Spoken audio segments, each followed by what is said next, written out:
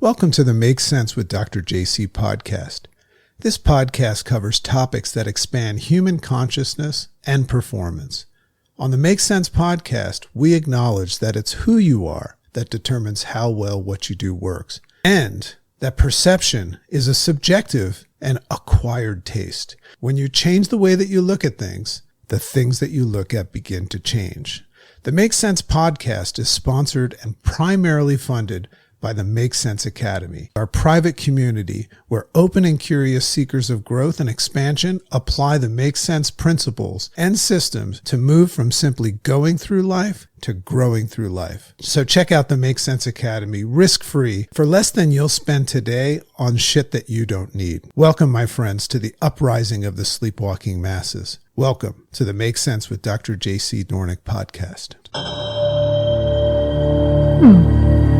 Makes sense.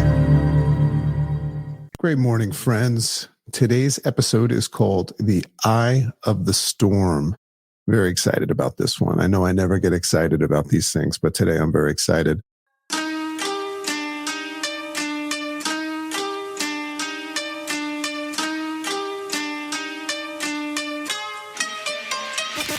Great morning, world! Welcome to the Rise Up with Dragon podcast with your host, Dragon!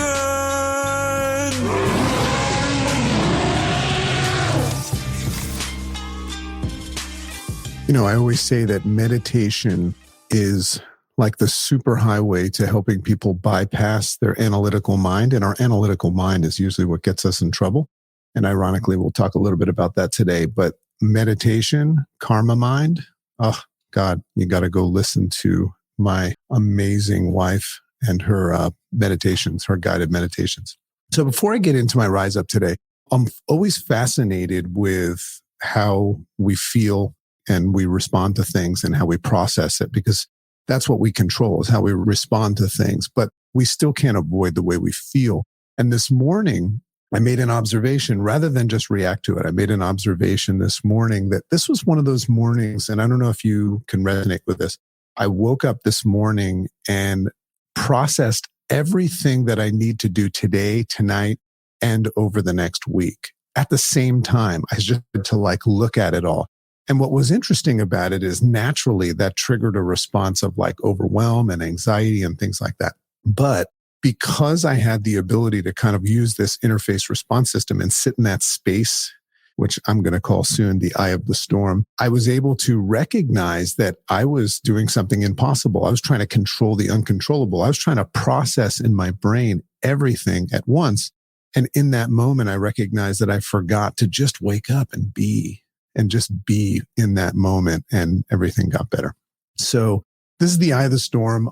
Coming to you on April 18th, getting ready to leave with my family for Dallas for a big event. I'm excited. I'm going to have the opportunity to do some DJing in front of a large crowd, my new little hobby. Very excited about that, and being with my family, being with friends, being in a live environment. Here's my thought for the day, something that I just wrote down. Usually when I journal, I'll just write a thought down and then I'll get into the topic. So the thought today was this. I'm just noticing, and I'm not here to tell you what my preferences are politically or religious or anything like that, but I just thought for a second, wouldn't it be cool if all humans, because I noticed that we all have commonalities in all of our beliefs, various beliefs. You know, we just came off of a holiday where two different belief systems believed in something else. And I always thought that was fascinating as a kid, what the holiday was for.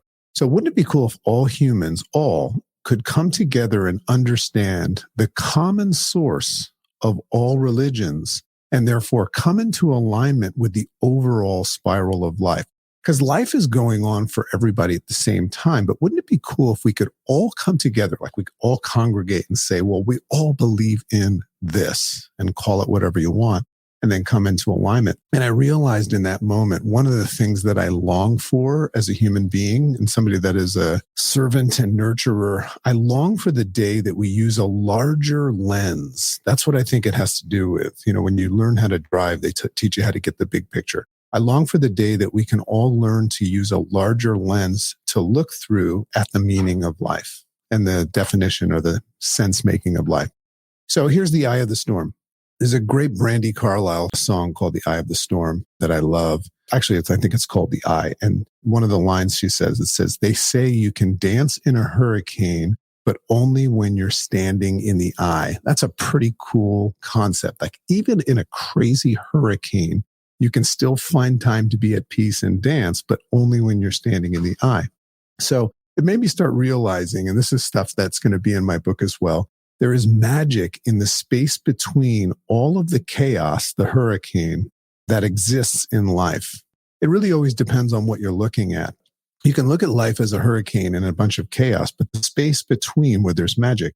If someone is in the eye of the storm, now your analytical program mind is going to process that any way it was, but if somebody's in the eye of the storm, it means that they're in the center of a disagreement. It's interesting. If you say that somebody's in the eye of the storm, it means that they're in the center of a disagreement.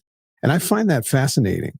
The idea of being in the middle of something, that can be a good thing or a bad thing, no?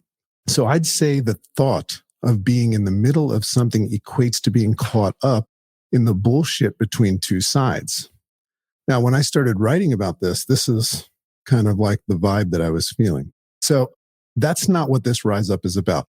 Although if you're caught up in the middle of two parties in a disagreement, I'd suggest that you reconsider what you're spending your time with and with whom. That's something to reconsider. So I'm referring to the phenomenon that we see during the terrible hurricane, just like Brandy Carlisle's song, or storm, when we're directly in its center. Have you ever been in the eye of a storm? You know, I remember experiencing this for the first time as a kid. It's like, it's just magic. All of a sudden, the storm, just like magic, ends. Not only does the storm subside when you're in the center of it, you know, if you look at a hurricane on a news reporter's map, you'll see that there's a hole in the middle of it.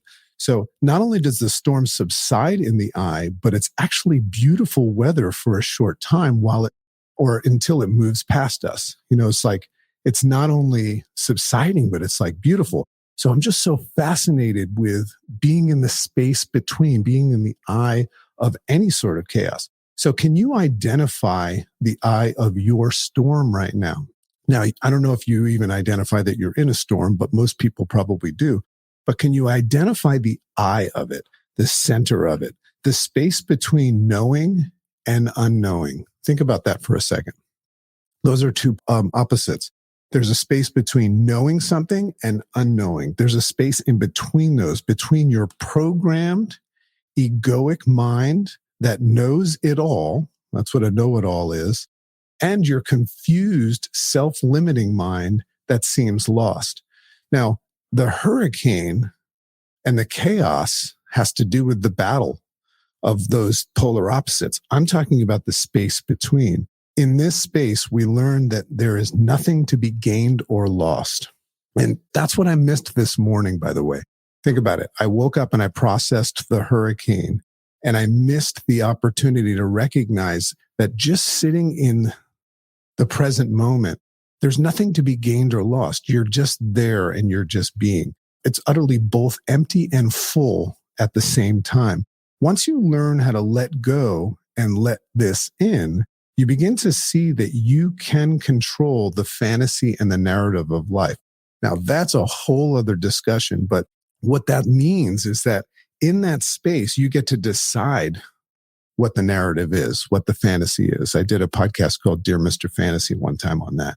So you also learn that you've been allowing, listen to this, you've been allowing your programmed mind, your programmed egoic analytical mind to partner with the world and dictate how your future will unfold. Are you allowing your mind to partner with the outside in forces of the world, the perceptions of the world, to dictate how your future will unfold? Think about that. So in the eye of the storm, you reclaim control of your outcome. See, the idea is learning how to get into this space between. And I teach a lot of that with the interface response system. That's where you can reclaim control of your outcome and therefore your future. There's a gospel. I'm not a religious man, but I find that personal growth and gospel and religions, there's a lot of good stuff in there. So there's a Gospel of Thomas, and that's where Christ said that the kingdom is not here or there. Rather, the kingdom of the Father is spread out upon the world, and men do not see it. Think about that. How cool is that? Like the goods are spread about the world and we don't even see it because we're so focused on other things. We spend so much time focused on where we were and where we're going that we often miss where we are. The space between those two polar opposites, where we're going and where we were, those two polar opposites that make up your hurricane, those two polar opposites, the force between those two make up the hurricane. But in the middle of it, there's a space. There's an immense magic that sits in the space between the things we are running from and reacting to, that ether to the things that we're not. So the eye of the storm is what I'm talking about, that eye of the storm. I'm just offering this to you today. It's like, because my goal today is to sit in the eye of the storm and grab a more rational and logical, idea and perception and response to things. So in my interface response system, we teach you to access more rational and logical decisions by letting go of the past and distancing yourself from the future and your responses. And that's what Viktor Frankl calls he describes it as the space between the stimulus and the response. That's the space between. So if you can learn how to get into this space between, you're going to be at peace. You're no longer going to have your narrative controlled outside in. So there's a sweet spot in your storm, and that's what they call the eye of the storm, in between the thing and no thing. Learn how to dance in this eye of the storm and learn how to claim control of your life and destiny. Does that make sense to you? Well, I sure hope it does. And once again, have an amazing day. Love and appreciate you all.